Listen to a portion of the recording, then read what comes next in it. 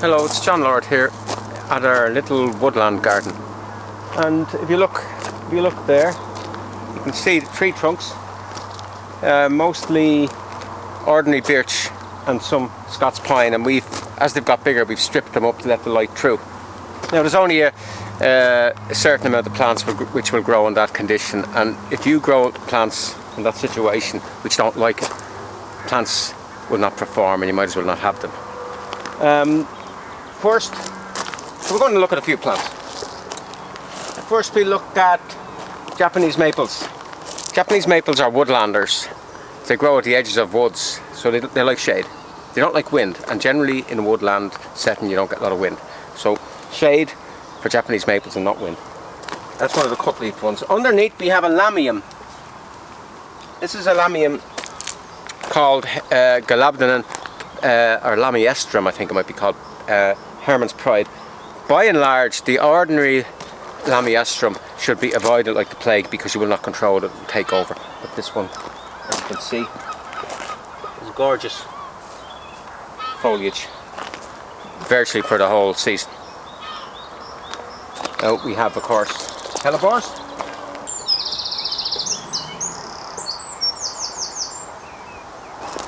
And ferns. Ferns love it. Evergreen ferns for woodland, and we have a very nice one over here.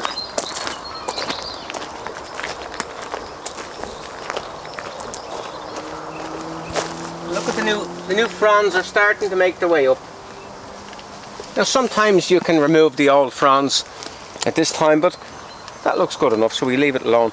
And we have bamboos are good. Bamboos obviously come from woodland. Well, bamboos are like primitive grasses. They're actually, grasses in your lawn are actually more advanced than bamboos. They're more primitive, but you would think, looking at them, that the bamboos are more advanced. But this is a Phyllostachys, and in warmer climates it can hit 40 feet and it can have canes as thick as that, and it's used for scaffolding. But it's called Phyllostachys vivax aureolus refers to this colouring.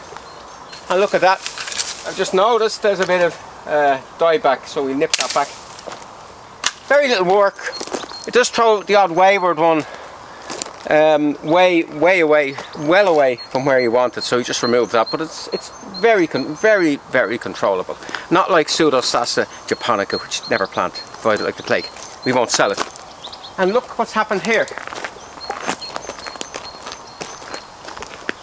So we've got two canes have come up and they've reverted back to almost green, but little touches of yellow. I think it's actually nicer, and because it's green, it seems to be growing even stronger.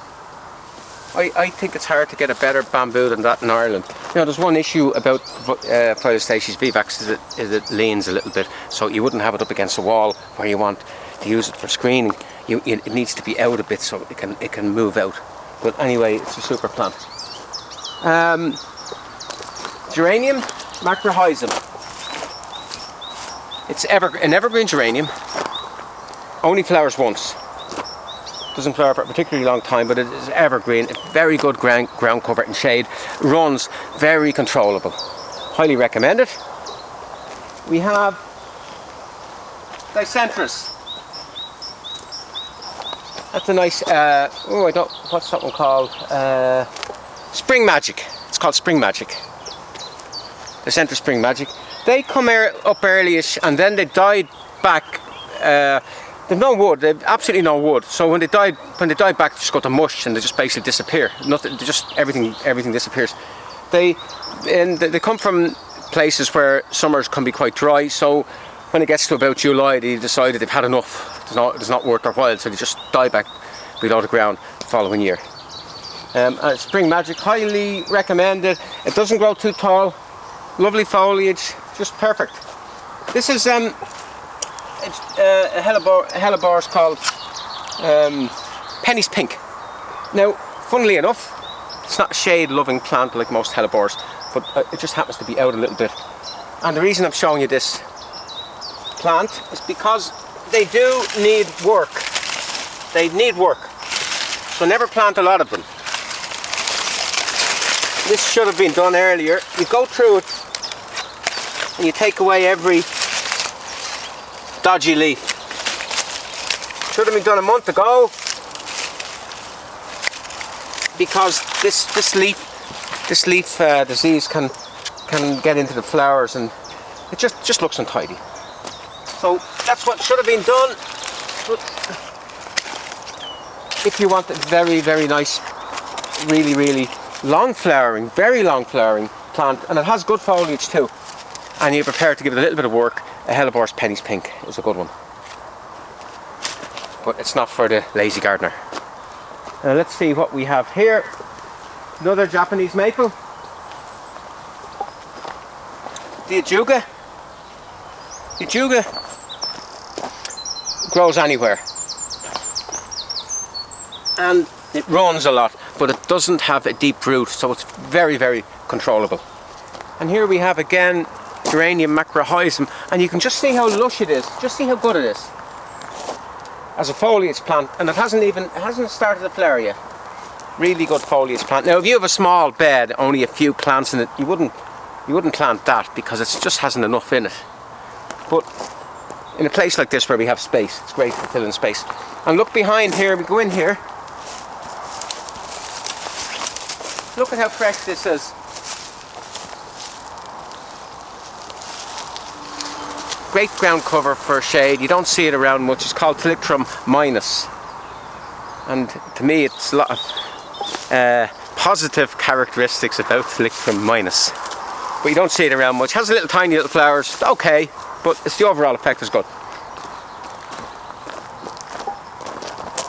This is a lily type plant. It's called Bergenia Ballawley.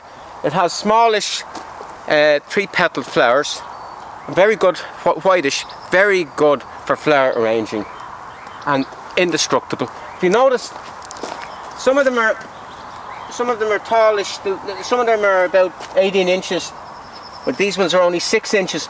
The reason why is we lifted a few about last August, and we split them, and when we split them we cut them back to give us one extra ones.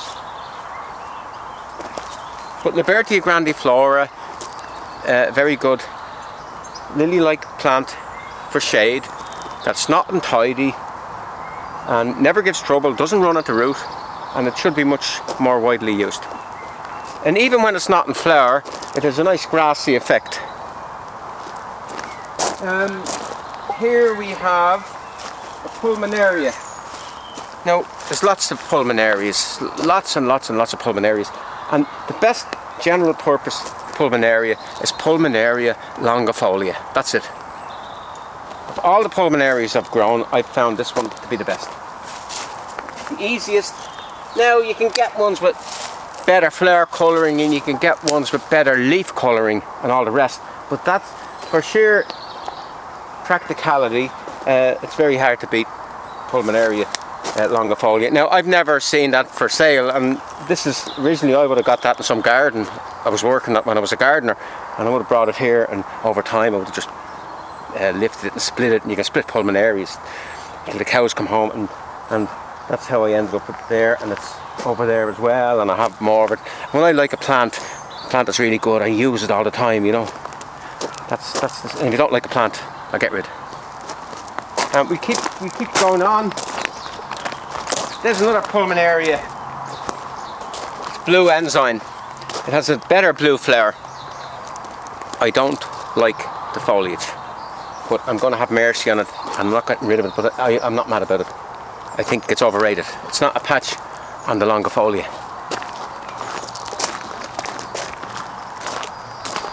Go around. See, it's a bit sparse looking there. A lot of the stuff hasn't come back yet.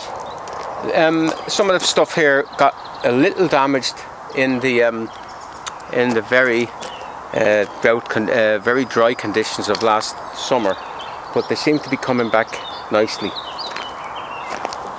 Plant here, Bergenia. No, I'm not mad about Bergenias. I don't like, because the problem with herbaceous plants that are evergreen, unlike an evergreen tree has its wood, which is there all the time, and the older leaves fall off. naturally, so it always looks tidy like an evergreen oak.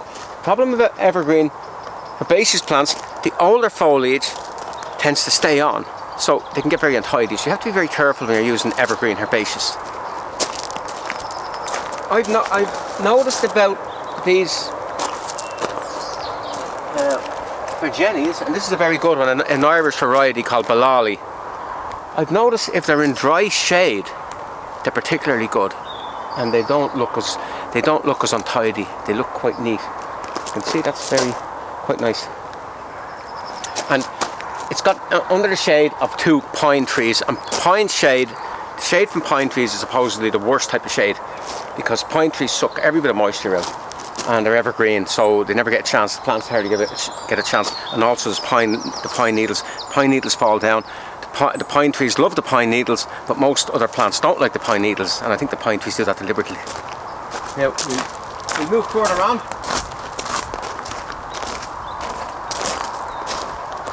We've got London Pride, which is not specifically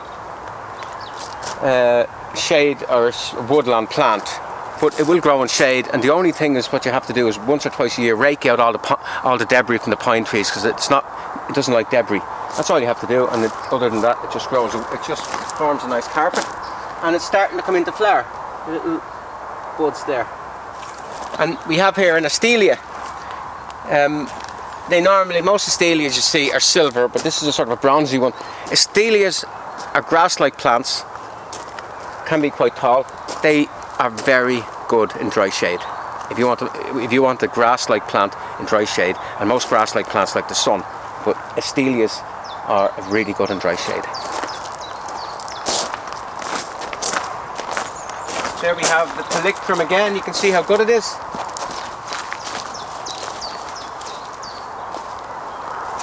And we have another fern, one of our favourites.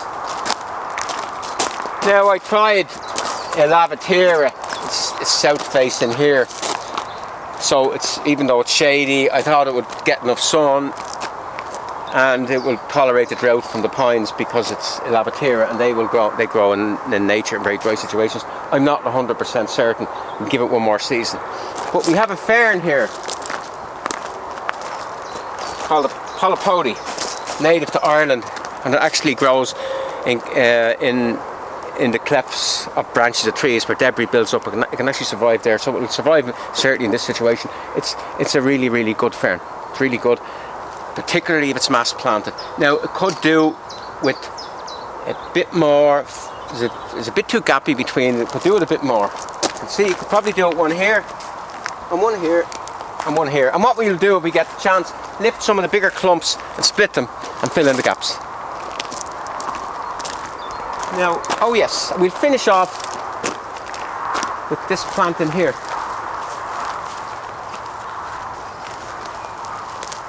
It's called Geranium phaeum, the morning widow, because the flowers are generally black. This is sort of not fully black, and this particular variety is very fine, very nice foliage, darkest foliage. So it's dark markings, which very attractive, as you can see. And the bees are working away. Now, how I deal with that particular plant, and also Geranium sylvaticum. Sylvaticum means woodland. Both of those plants, they flower around now. The secret of them is, as soon as they finish flowering, get out the shears and shear them right back, and you get a lovely fresh go of foliage. And particularly with Geranium sylvaticum, you will certainly get a second flush of flowers. As we're at it, we'll go over here and we'll actually look at Geranium sylvaticum, because we have it down here, so we'll have a look. Before we go,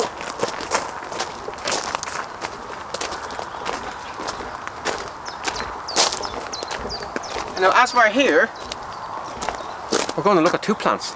This is Geranium sylvaticum, and you can see the flower buds. That's I have to say, if I was given a chance between Geranium sylvaticum and Geranium phaeum, I would always go for Geranium sylvaticum. It is a great long flowering plant. If you do what I say if you clip it after flowering. Now, and we'll definitely finish off with this plant over here.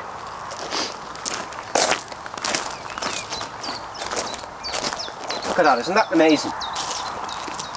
Lovely foliage and flowers. Forget-me-not flowers. It's the same family as the forget-me-not, and as the same family as borage and all those type of plants.